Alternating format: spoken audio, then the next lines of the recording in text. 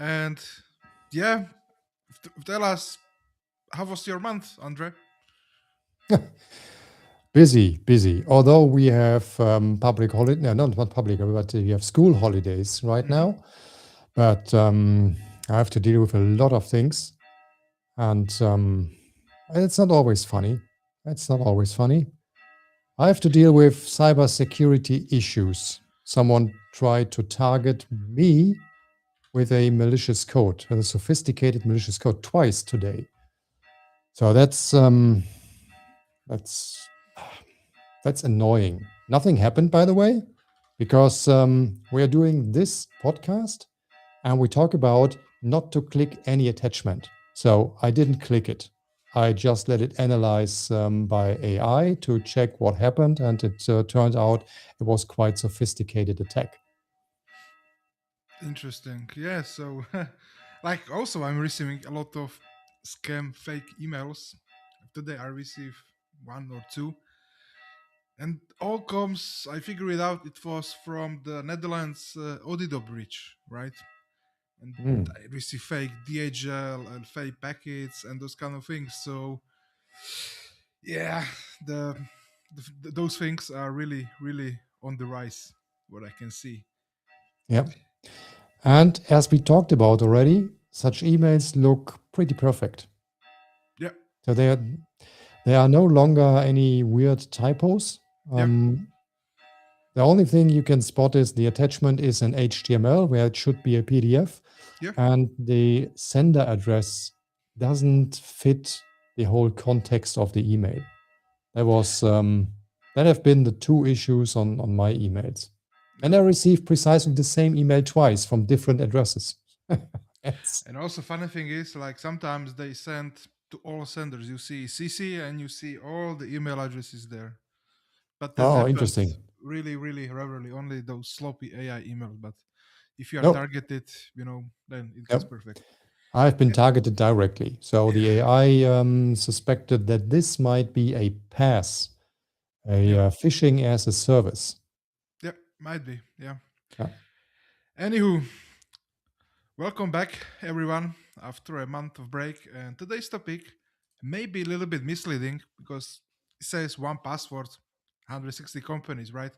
But it was not one password, it was the password that got into those many companies. So that's completely fine. And we will be talking about the Snowflake AT&T breach and all of goodies what happens in 2024 and 2025. And I have personal hands-on experience how the Snowflake breach affect a company, but we will talk about that later. Yeah, but one password, 160 companies is the right frame because it You are wasn't. again going It, to argue with me it, from the it, it, beginning. it wasn't 165 different hacks. I It know, was one systemic gap. So I know, that's but the reason why we chose the title "One Password, 160 Companies." yeah, but somebody in the comments, oh, this was not one password that got hacked into all companies, Yep, right? yep. Yeah, That's what I mean, yep. because But it was one systemic gap. exactly. Yep. So this will be on our plate today to go over from the technical standpoint and more from the philosophical stand, like Andre is here, red team thinker, contrarian. He will always argue with me. Not just So, with you. or with the systems, yes. Oh man, And it's your gonna be, questions, add them to the live comments and we will try to answer them yep, directly here.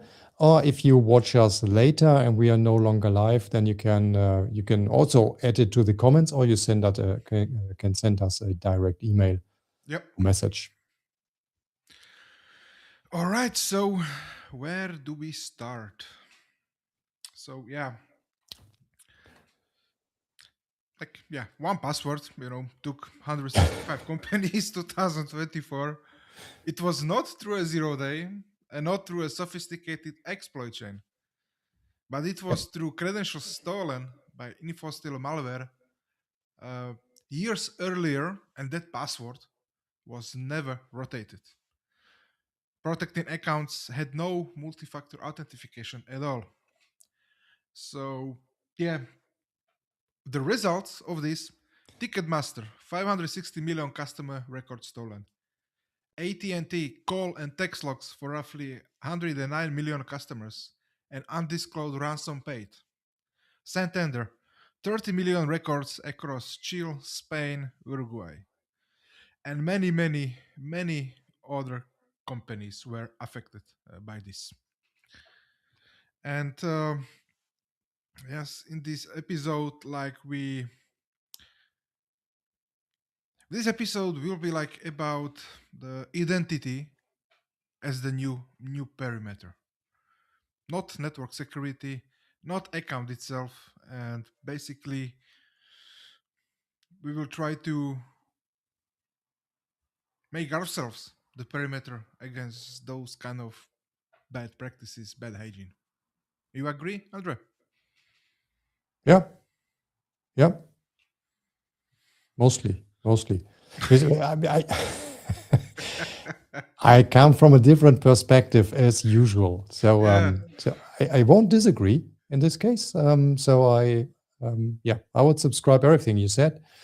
Um, but if I would add my 2 cents, then I think that every one of these 165 companies almost certainly assumed someone else, like the IT or the security, the platform vendor, or whoever else, had already closed this gap.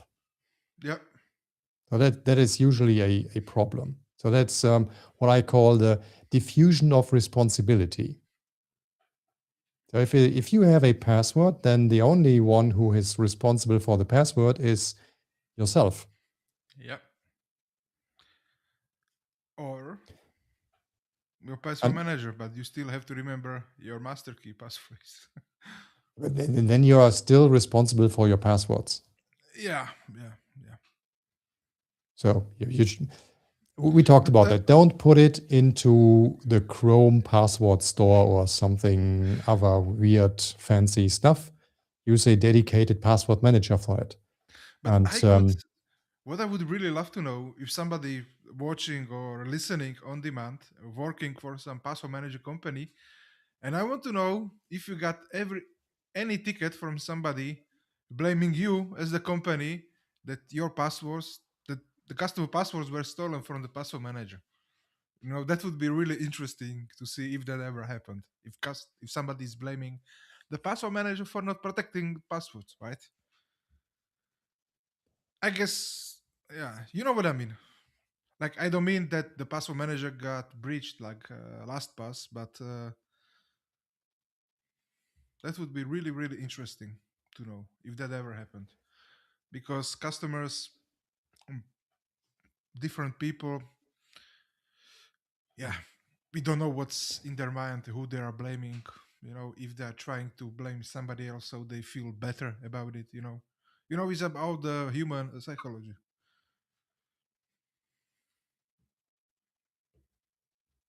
I don't know any case. So if someone watching here knows a case where that happened, I'd be interested too. Yeah, that would be that would be really great. Like, Mm. yeah, or maybe some lawsuits against it because many password companies, your password is 100% secure, but there is no 100% protection. Yeah. Never, there's never 100%. So yeah, Yeah, but you can increase the protection by using appropriate software, not just the most convenient one. yes, but then they will blame the software. You know what I mean?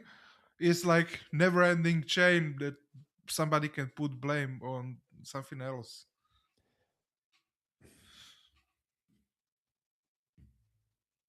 You Mm, you can pro you processing? um, yeah, I'm not quite sure if that works. Of course, you can do that. Of course, you can blame whoever you want. Yeah, But if that blame is correctly identified, is a totally different topic. Because if I handle my, I think, no, if I'm handling my passwords too sloppy, I cannot really blame someone else. So if I use a software and I use the software correctly as described in the documentation, it's quite difficult to blame someone to to have done a bad service. But if the software allows you to do sloppy things like weak passwords, 3, 4, 5 characters passwords, if their encryption method is very weak, that can be cracked within a week with a couple GPUs, and you're still following the documentation. Yeah, but do you know a service where you except one of my banks, they still accept 4-letter passwords? Oh Um, wow! I don't know Whoa! why.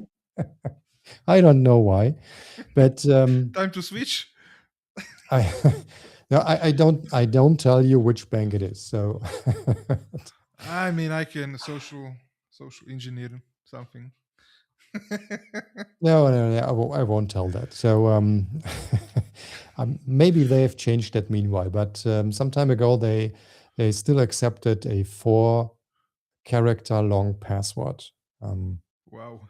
but they had a quite cryptic username. So I thought the username is the real password because I couldn't remember my own username because that was alphanumeric, including some special characters. Hmm. So that was the username, and it was given to me, but I cannot change it. I just can change the password, and the password was 4 characters long. So that was strange, but it was a financial institution.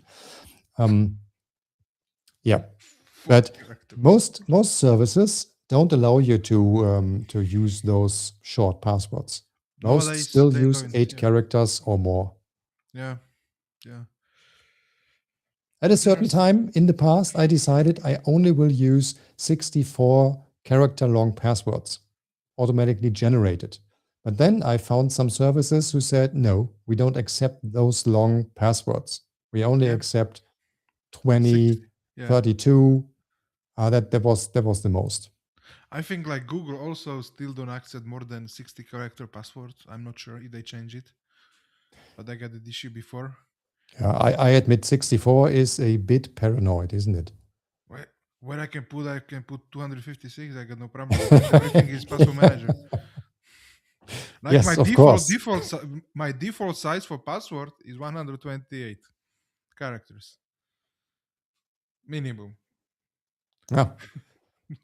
and I'm using the passphrases, not passwords, because I can remember passphrases better, Yep. Yeah. Yeah. or at least maybe 2, 3 main passphrases that gets me into my password managers, right? I also like passphrases, and using those. All my passwords have different length, so it's not just Yeah, 20 characters. It depends on the words being used. yeah, yeah. But I have to go admit, I have one passphrase is like 16 words. But if somebody try to do the open source forensics on me, they could potentially guess those words. No, maybe not the correct order because I switched something, but it's something that I remember even straight when I wake up.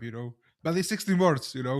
So there's a high chance that somebody could potentially do the open source forensics on you to search things about you, pictures, places, whatever, and they could potentially get those words, not in the correct order, but they could still have it, Hmm. right? Is that a challenge? No, Don't it's not don't challenge. challenge the listeners. Like I'm really cautious on social media, so yeah, I'm not using it for my personal things. So But you just said it here in the podcast, and we are worldwide public. yeah, but yeah, I'm not worried. But maybe geoguessers could see my location from the shorts I put, the mountains behind me. It's people hobby. Okay. So now we talked a lot about passwords, but Yeah. back to the topic. Yeah, One definitely. thing that interests me, because I always want to learn something here, is what do you think? How long does a stolen password realistically stay dangerous? And why does years old not mean safe? Because of the passwords databases, they are always stored in some lists. You have lists that you can download from GitHub. Troy Hunt on Have I Been Pwned has also a service that is pulling passwords from those big lists that you can download now publicly. They are also part of every Kali Linux install. If you want to crack some passwords, it will always use those password lists from stolen breaches. So that's why the compromised password is danger forever. Forever. Okay. That means as soon as we realize the password has been stolen, we should rotate it. Yes. And since we all know, all listeners as well, we all know that we only use one password per service, not one password across services. In the modern age, yes, but when we was young, I think everybody got the one password. Yeah, me Yeah, as well. And I me found them on also. Have I Been Pawned? But luckily, the one password I still have in my young age was never compromised, which is crazy to think. Yep. I have as well such a password, and that password has been used to encrypt one of my hard drives, and I wish someone would have found it because I forgot it. And you got I, some I still bitcoins have there. the hard drive, but I can't open it because I forgot the password and it's hardware encrypted. So I think there are some important things on that hard drive. Maybe some bitcoin or something. No, no. There is someone who has Bitcoin and forgot the password of those Oh, Bitcoins. yeah, yeah, yeah. And the problem with this key is, with this wallet, is if you enter the password several times wrongly, the whole thing gets erased. So he's waiting for crypto computers, for Quantum. quantum computers. Yes, thanks. Yeah. You should also wait. There's no crypto on this hard drive. Yeah, yeah, but maybe after 20, 30 years, you look, oh, Jesus, this is what I've done. uh, I think there are some photos, and I would like to get those photos back. But Yeah, yeah. yeah, We're yeah, still going off topic a little bit, but I think that's fine. yeah. So back But to our one password yeah, hack, if you want to still call it like a hack. So this yeah, was something that has been stolen. The whole event happened back in 2024, right? 2024, yes. But the passwords have been stolen 4 years earlier, back in 2020. Yep. So that confirms, even if something is years old, it doesn't get automatically safe again. Yes. And how it was stolen? Through infostealer malware that harvests credential from infected machines. And those can be browsers, your saved sessions, especially your autofill data if you have those autofill data in your browser storage. So that's, yeah, the password exposure date like is not when it stops being dangerous. It's when basically the clock starts ticking when something happened. Yeah, yeah, that's right. And by the way, password managers can fill in fields in browsers as well, but they do it in a secure way rather than the browser itself. There are some accepted risk both from one password and Bitwarden. When you deliberately enable autofill on load, it will warn you that it is not secure, that you need to trust it, but you can enable it. By default, you can just press the shortcut yourself, right? Yeah, I always need to enter my password. It gets automatically locked down, and if I don't use it within a certain amount of time, then it gets locked again, Yeah, and then I need to enter my password. So it doesn't do that automatically. So that is my security measure I usually use. yeah. But it's quite convenient if you need to fill in a form on an e-commerce shop. including your credit card details, then you can use that. Just enter one password and it gets autofilled. So Yep. I don't use Stripe's link, which offer a similar thing, but I use everything from the password manager. Yeah. And yeah, regarding the infostealer and Snowflake, like 80% of compromised Snowflake accounts had prior known credential exposure. And that 80% should end, we had noticed assumption, but the exposure was public and nobody, not even Snowflake, were putting some measures to cross-reference it against their own customers' accounts, right? Yep. So there are like two sides. Who is now responsible for this? Snowflake or the customer of the Snowflake? Because yes, on one side, yes, Snowflake could automatically scan via heavily bound API all the passwords, or maybe the hashes, or maybe passwords. I don't know where they are storing in plain text. I don't think so, but yeah. And then also there is also like multi-factor authentication gaps at the platform level are rarely a policy failure. Yeah. They are like inventory failure.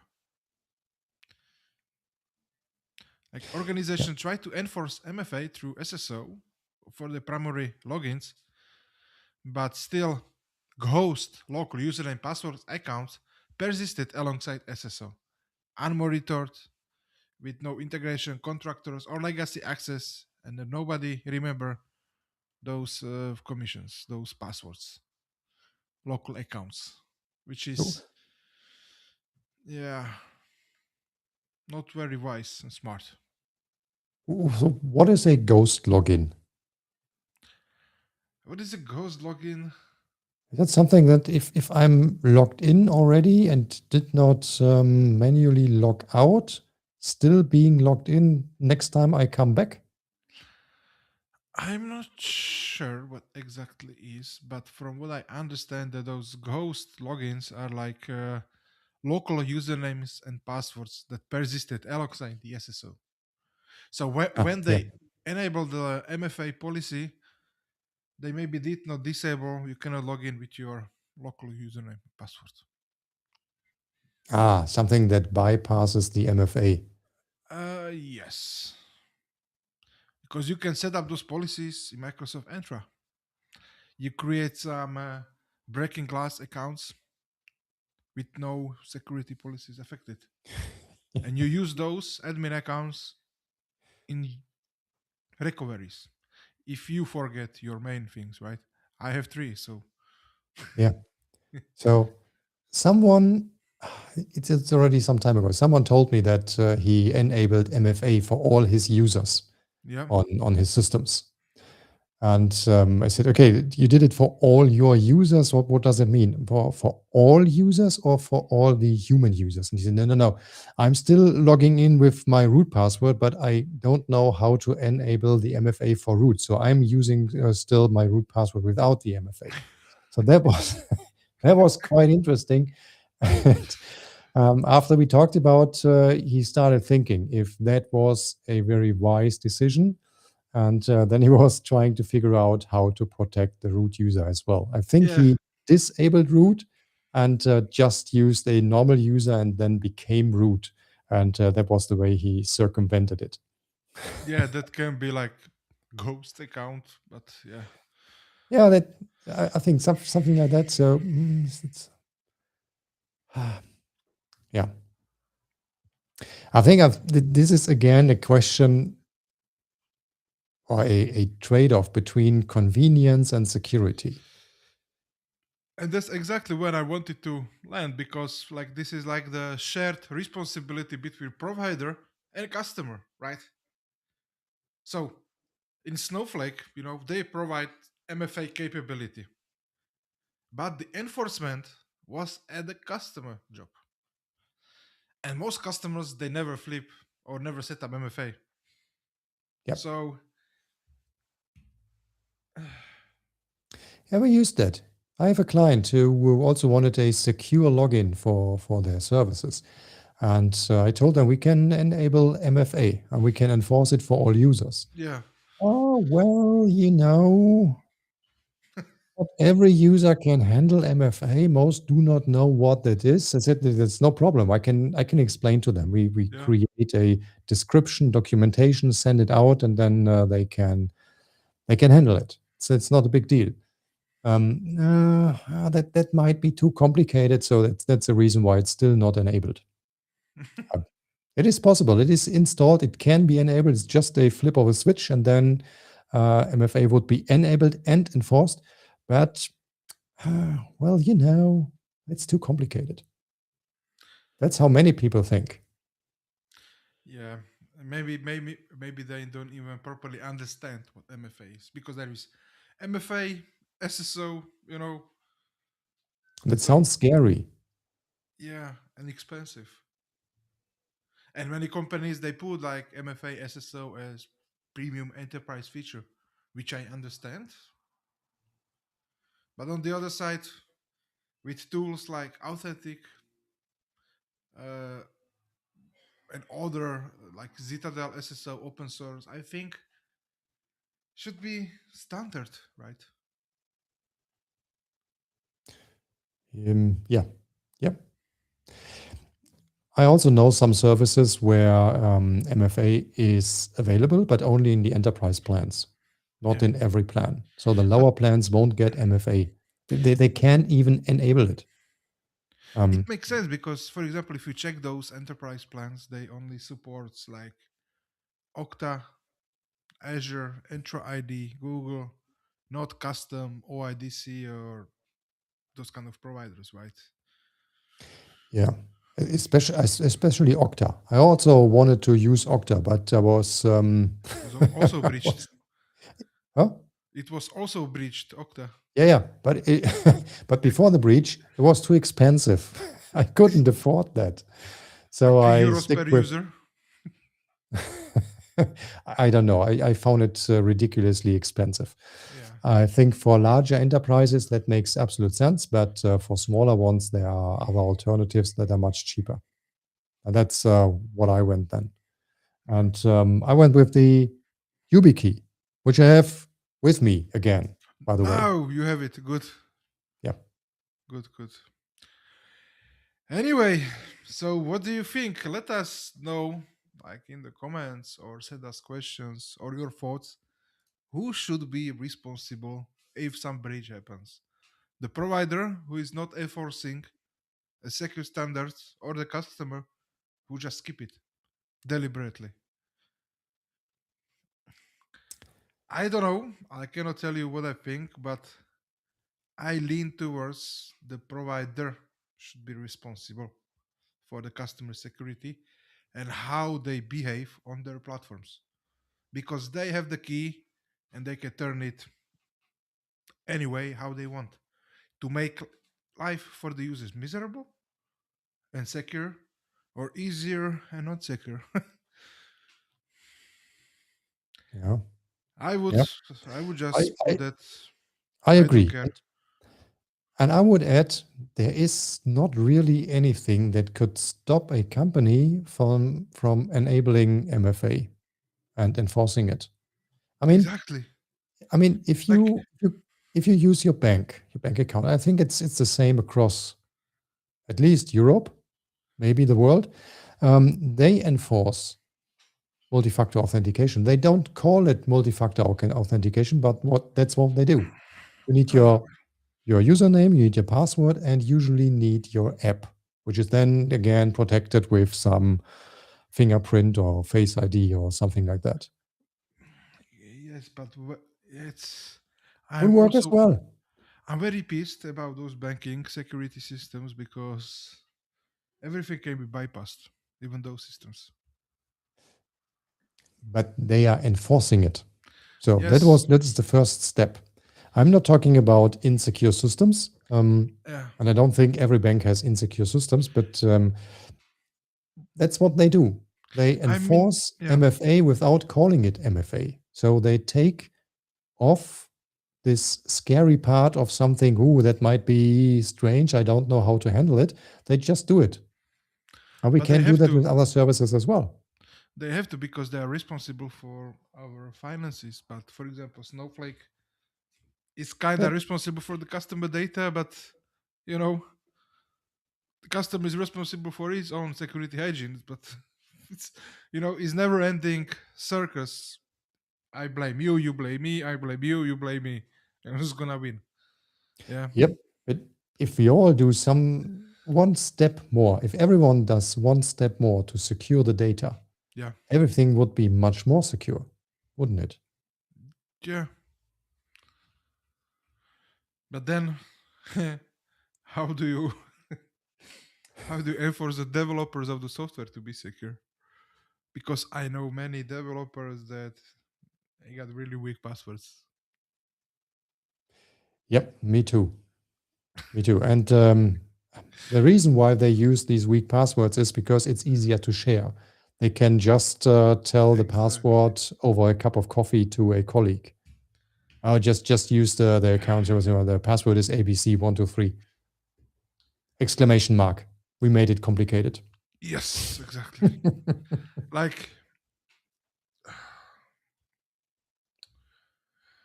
unfortunately, I signed the NDA. I cannot say anything. Sorry, but I have so much to say. I can in 5 years when it expires. Yeah. Yeah. Hopefully, in 5 years, it's gonna be in better shape.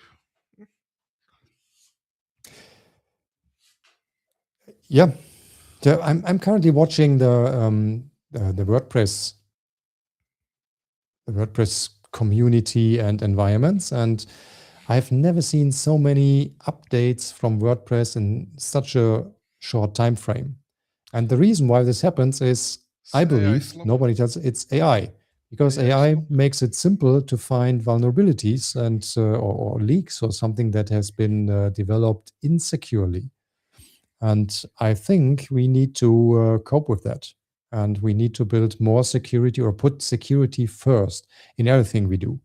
I'm still curious whether I should visit a vibe coding community in the next weeks, just to figure out how they think about that. So so vibe coders are usually interested in getting out the result, but I'm not quite sure if they are keeping everything secure as well at the same time.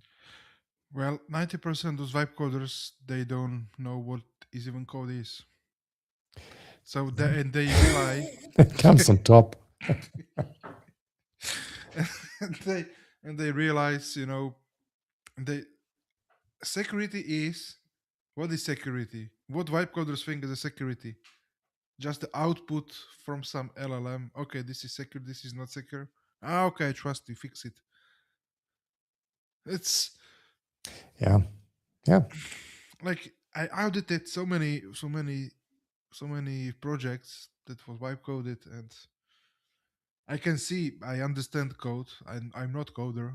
I can understand the code and I can see where the potential issues could be, and then I'm just pivoting, for example, AI assistants, towards it. Mm. Because also as a cybersecurity researcher, I have access to Mythos level models, and I can do other stuff. But yeah, you cannot trust the AI or output blindly. And if you don't know the basics, how could your project know and the AI knows? They only know what they've been training on. And if they've been trained on bad stuff, you will get bad stuff. It's input output. Quality is equals. Yeah. Yeah. Yeah. That's And true. we need We we need to go back to the topic again because yeah, we deviated a bit. so many side topics from this simple yeah, one Oh, password. Yeah. anyway, so yeah, the main question after we talked about everything so far. So, what's the next move? Oh, are we ending? Are we ending? Well, if you still have something, so I don't have anything on my list anymore. I mean, we was talking more about the side topics than the main, but Yeah, that's right. But it's all it coming all from the y- topic, and I yeah, think what we have on the list on what's your move is I think this is quite valuable, and I would not like to miss anything here. And I think that's a long list, right? yeah. It So sounds easy, but sounds easy. So you just had a question for the audience. I have another one from our What's Your Move list. And this is a task. Pick one identity gap this week. So if you want to do something good for yourself this week, then it is this. Pick one identity gap this week and do not audit everything. Just fix one of those.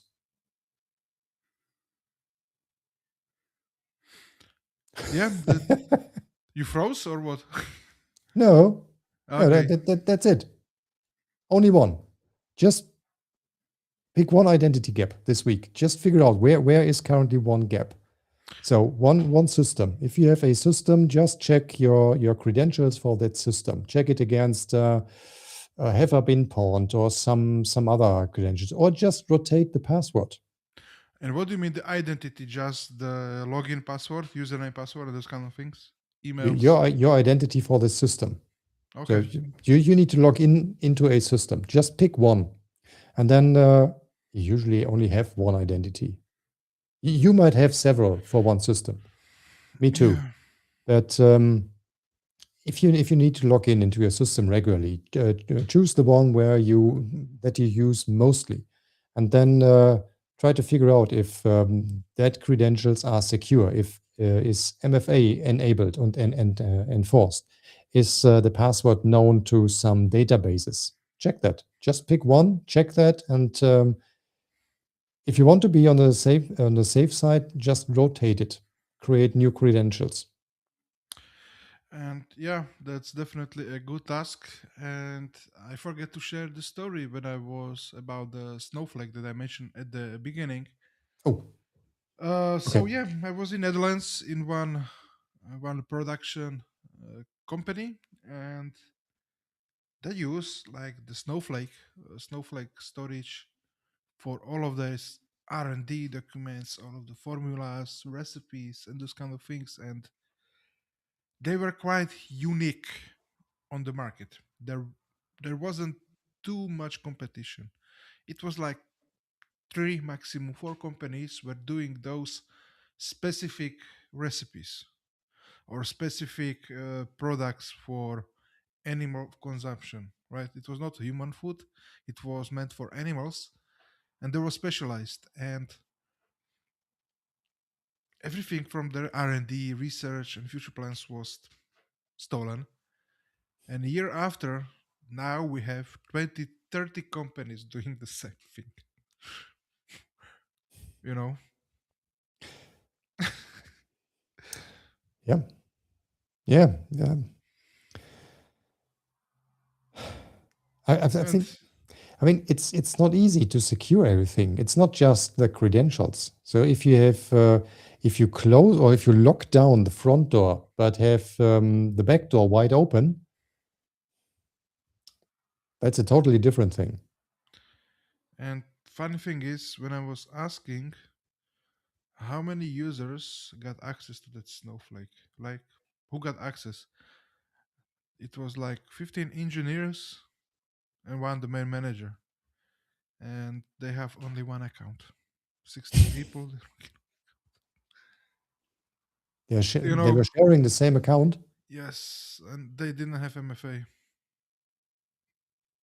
and now they lose, all the potential patent filings, and they lose a potential, value, a lot of market value, because now there are 20, 30 companies, which is insane. What a data breach can have effect even on your personal life, digital life, or your company, right? You think you do, but you don't, Yep. which is, yeah. And I was Yeah. there, asking him because I was there checking their systems, learning how. big production machines, working IoT devices, and those kind of things, automation. And it was that big, when the snowflake hit. It was like months after, but I was just asking why that happened, what they've been thinking, and they haven't been thinking anyway. So, or they didn't get proper personnel to enforce those standards in digital assets and those kind of things. Yes, they had some MFA for other things like login to the systems, production systems, right? But where you keep your most valuable and intellectual property, that's yeah.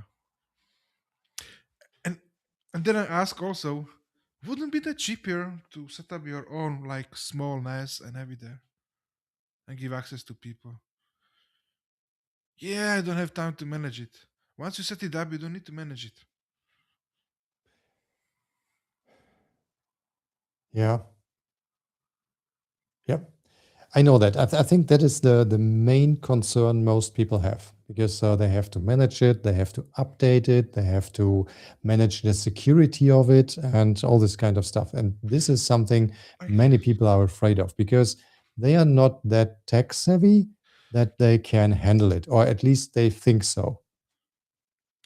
but it's way cheaper when you have one person in the company taking care of that one thing than paying company thousands in licenses. Don't you think? Yes, but coming back to your question from before, who would you blame if something goes wrong? Then you will put the blame on the person responsible for that. Exactly. And that person should know that, okay, you need to have SSO, you need to have 2FA, you need to have everything. Otherwise, you don't get access. And he will not create one account to share between 16 people Yeah, because he's hired to do the job 100%, yeah. But 99.99. I can tell you what will happen in that case, Oh, especially in tell me. smaller companies. Because if I did that, that's why I know about that. Um, Someone will come up and will tell you, well, I need access to this. And then you ask why. He said, Okay, yeah, the boss said I should do that. show me the paper. And then it's something you need to figure out. And the other person who asks you cannot work. And they will complain, the security person doesn't let me so I can do my work. And this will cause a lot of tension. So it needs to be very clear what the processes are. Everyone has to know those processes. Um, and you need the backup from the management as such a person that you can handle it in a secure way, Yeah, not in a fast and inefficient way. but that's your job. You were hired to scope the Yeah, proper but that privilege that access, rules, scopes, everything. I've seen that. I've been there, and I told people we can't do that right now. I just need to do the some checks and need to set that up. That just takes time. It's not just clicking. I could do that, but that would mean giving up some security because Mm, I wouldn't use the official processes which we define to have everything secure, but skip those. And that means threatening the whole system. And yeah, there will be people who will insist that they need it now and they need to get the shortcut. And this threatens their security. You will always have those people. yeah. I can understand, but still, like also here in Slovakia, the biggest Slovakian bank with over 200 years on the market is just now going to purchase GitHub enterprise licenses for all its people now in 2026. And first thing came to my mind, now, why now? And why GitHub? You have so many good IT technical people who can build applications and make these systems, and you cannot set Gitty or 4JO for free, and you have to pay hundreds of thousands euros for GitHub licenses, which GitHub is going down. often is being breached. I think they just try to, if something happened, those companies put the risk on them because those Mm. enterprise contracts, they have custom SLAs, custom things, and they putting trust on their side, so they can blame them, right? Because if breach happened and somebody got self-hosted instant forger and he forget, to put the Docker port on the local host only, right? You know what I mean? Yeah, yeah, yeah. So it's just give me those money, give me half, and I will manage everything for you. But I can understand, why they are trying to offload those responsibility to other companies. But then, It yeah, I think the main thing is to have someone to blame if something goes wrong. yeah, yeah. Which How often did you blame yourself when you do something wrong? always I Likewise. do that always, and sometimes I do that more often than other people, more often than necessary. Other people tell me it's not your fault. It's not your fault. It's just how things are, or it's the fault of something else or some other circumstance or something like that. But I always try to fix it myself, and if something goes wrong, then I try to figure out what I did wrong, not what others did wrong. Yeah. I also, when I do some damn rookie, newbie, stupid mistake, I'm cursing at myself, and why did I do that? Yeah, yeah. So last week, I'm not quite sure what I did, but I did something wrong, and that wasn't severe. It was just for myself privately, and I was blaming, I was blaming the vendor of it, why they let me do such stupid things. I'm not quite sure what it was. Because I Windows? needed to redo everything. I needed to start from Uh-huh. scratch, and that cost me a lot of time. That's I it. see. So nothing severe, but I was so angry about myself, so I blamed the vendor. Why did they let me do these stupid things? Why didn't prevent it? So that was something. I know that I did it wrong, but I wished You this. you try to put blame on them, I know. Yeah, I tried to. Although, yeah, it was totally right. They didn't do anything wrong, right? I wished that what I did weren't possible.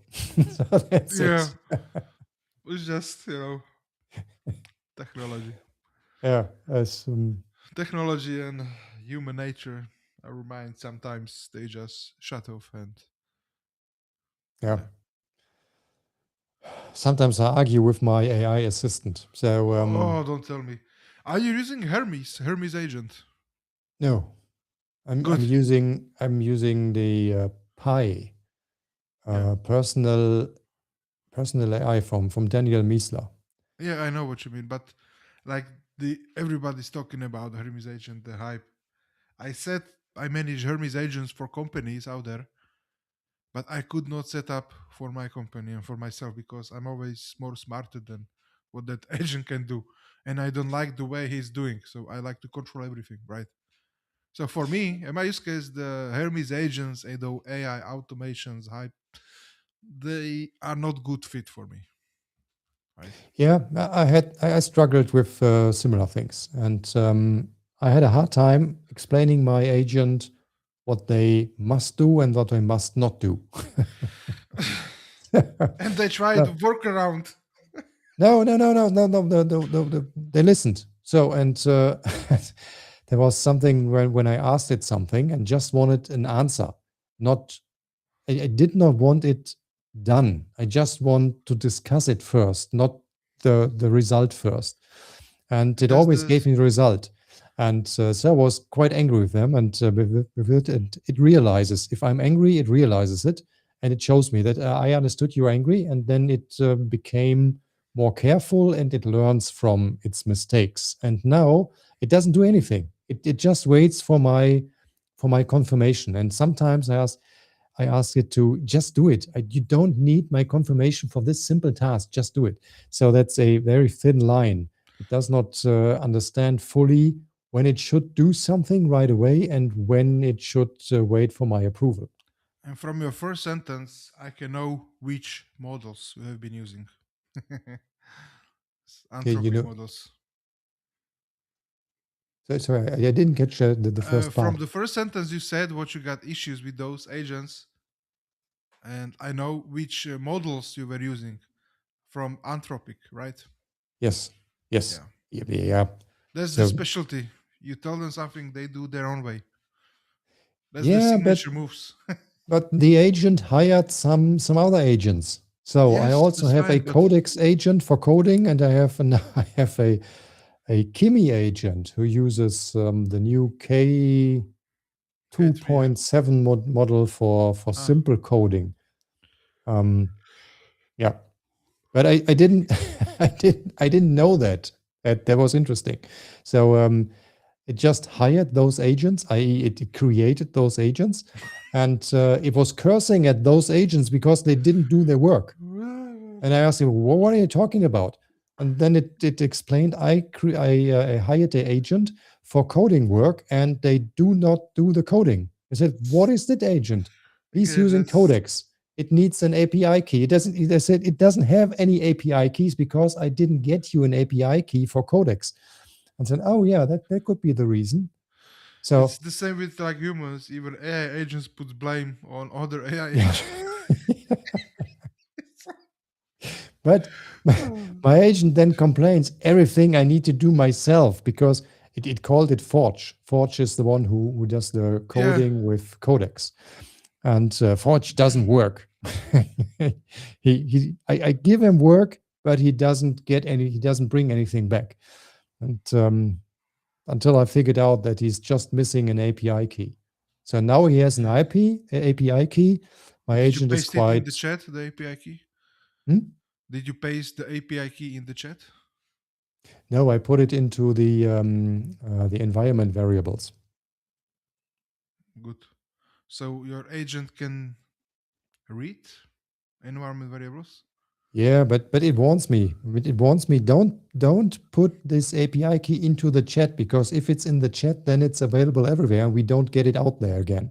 But It the always agents, warns me. agents, sub-agents, they are tolling tools, right? And they still can read those API keys. You need to set up some pre-hooks or pre-use scripts that will deliberately block Yeah, any read attempts. yeah, yeah. Agents can use them, they can pipe them, but they never can store it in the chat session. That is the first thing what I do when I set up some agents. Talking But about convenience, ah, this AI this AI agent runs locally on my machine, but I can access it from remote. And there it's are not some. locally when you get API keys to third-party services. Yeah, no, wait for it. Okay.